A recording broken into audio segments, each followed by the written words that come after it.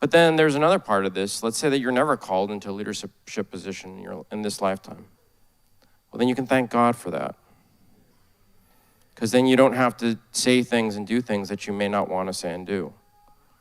I mean, just the other day I was talking to God about it. I said, I would really like if you don't have me present scripture like I'm doing right now in a way that people disagree with. I like to find people who agree with me. And he said, you're not going to find them. That's what I felt like I heard. Well, that's great. So what that means is that if I do my job correctly, and I would say jobs, because I think there's other jobs that he has in store for me, then in this lifetime, nobody's really going to acknowledge it. There might be some of you, and I appreciate the few who do, but if I do my job correctly, it might be a few years, generations from now, where some people are like, well, how come nobody listened to this guy when he was alive? It's because it wasn't for the people that are right now. It's for the people who will be then. Now, it could be for you, but for a lot of people, they would rather sleep through their generation. There's a lot of sleeping in this generation. But we have to understand that so many people are asking identity questions based upon carnality.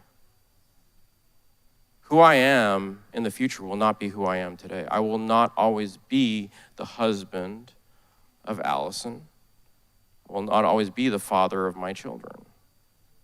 I will not always be an elder of Hope Generation Church. I will not always be a guy who used to draw comic books for a living. I won't be any of those things. I will be in a different order of creation, doing a different function. So if you hang any of your identity on any carnal attribute of who you are in this lifetime,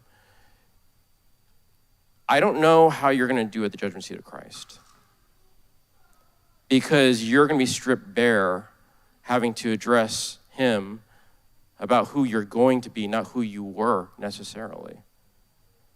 Who you were is just going to be a reflection of who you are at that moment, but you need to be looking towards the future. You will be known as you are now, but who are you going to want? Where's your hope at for the future?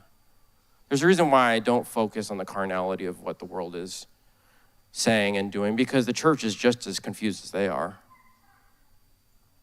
We're shouting at each other, arguing things, versus coming back to what the heart of Scripture is really saying.